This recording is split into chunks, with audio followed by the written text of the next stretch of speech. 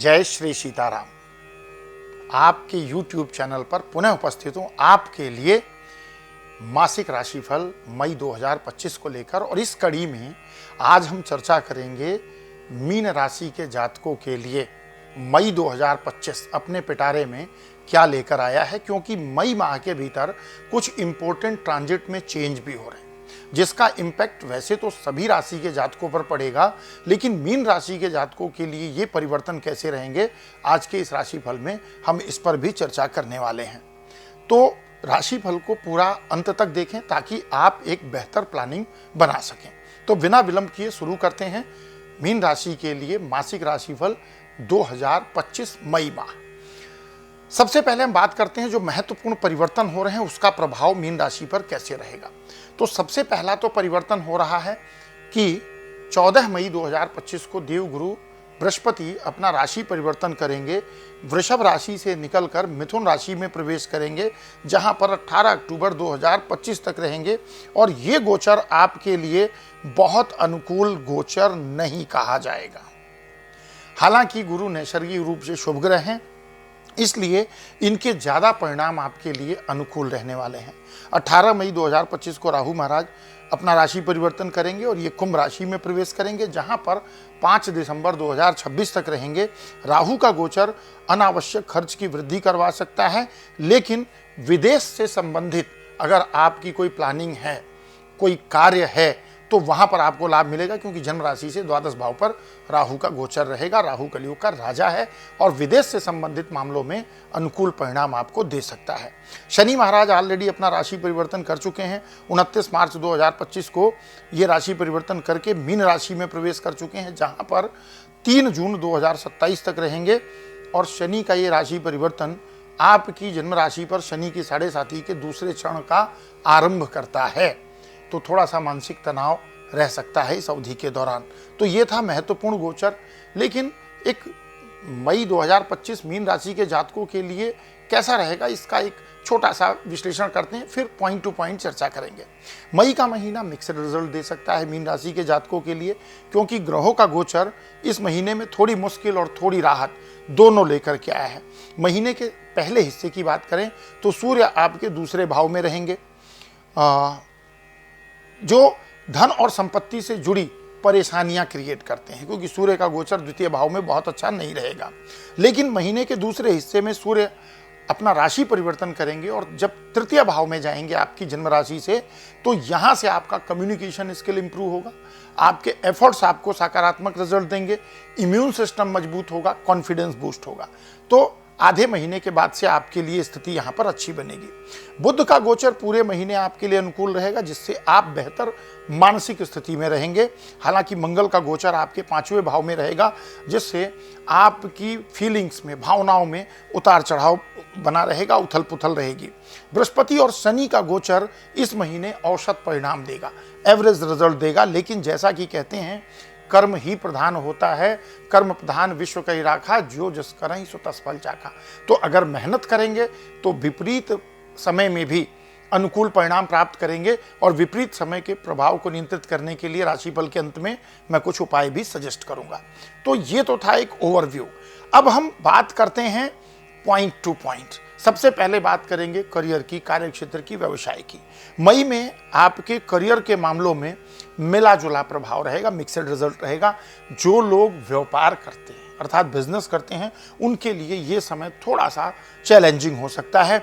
आपको नए निवेश के लिए कुछ दुविधा महसूस हो सकती है, तो फिलहाल इन विचारों को आपको स्थगित रखना बेहतर रहेगा, निवेश से बचना चाहिए। वहीं अगर नौकरी पेशा लोगों के लिए बात करें तो पहले हिस्से में औसत परिणाम मिल सकते हैं, लेकिन दूसरे हिस्से में अनुकूल परिणाम मिलेंगे। और क्यों अनुकूल मिलेंगे?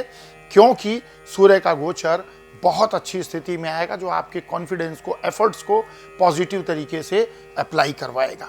बात करें आर्थिक स्थिति की, तो मीन राशि के जातकों के लिए आर्थिक स्थिति मई में एवरेज ही रहने वाली है।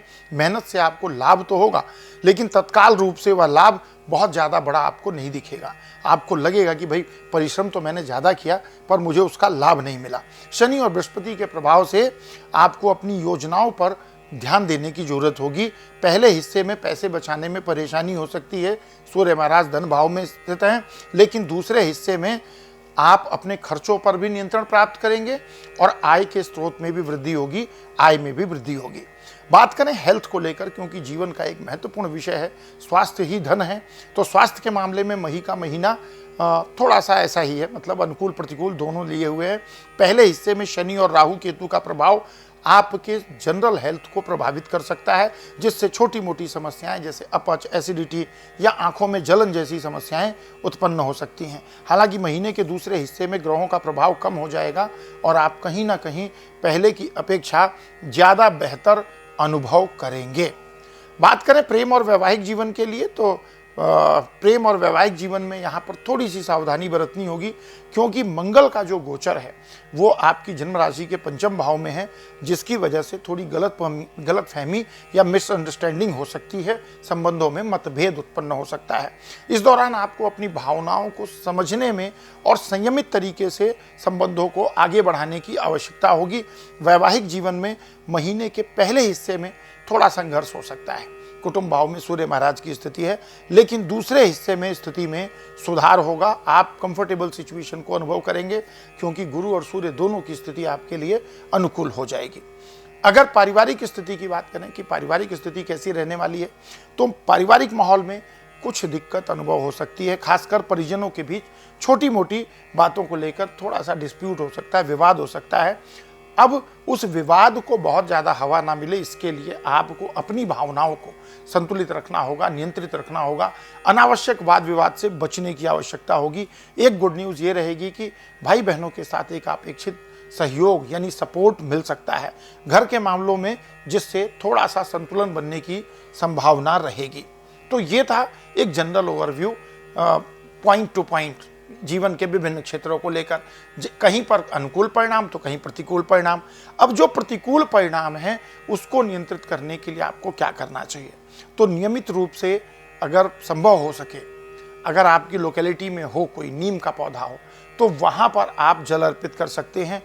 मंदिर जो आपकी लोकेलिटी में, वहाँ पर सूखा नारियल अर्पित करें, माथे पर केसर का तिलक लगाएं और अपने जो प्रियजन हैं, डियर एंड नियर हैं, उनको थोड़ा सा समय दें, उनके साथ सकारात्मक संवाद करें। आर्थिक स्थिति में सुधार के लिए सबसे पहला उपाय है अपने अनावश्यक खर्चों पर नियंत्रण करें, धन का सही इस्तेमाल करें। ये कुछ ऐसे उपाय हैं जिसको करके आप डेफिनेटली अच्छे परिणाम प्राप्त कर सकते हैं। इस माह अपने कर्मों और विचारों पर नियंत्रण रखने की आवश्यकता ज़्यादा है। ग्रहों का प्रभाव कुछ समय के लिए नकारात्मक हो सकता है, लेकिन ध्यान और सतर्कता से आप डेफिनेटली अच्छे परिणाम प्राप्त कर सकते हैं। तो आपको ये हमारी जानकारी कैसी लगी, क्योंकि ये था मीन राशि के जातकों के लिए मई 2025 का मासिक राशिफल, इसको कमेंट करके हमें ज़रूर बताएं। और यदि आपको ये वीडियो, हमारा प्रयास अच्छा लगा हो, तो हमारे चैनल को सब्सक्राइब करें, वीडियो को लाइक करें, शेयर करें फैमिली फ्रेंड रिलेटिव के साथ, और कमेंट में जय श्री सीताराम लिख करके हमारा उत्साहवर्धन करें। मिलते हैं अगले राशिफल के वीडियो में, तब तक के लिए विदा। प्रेम से कहिए जय श्री सीताराम।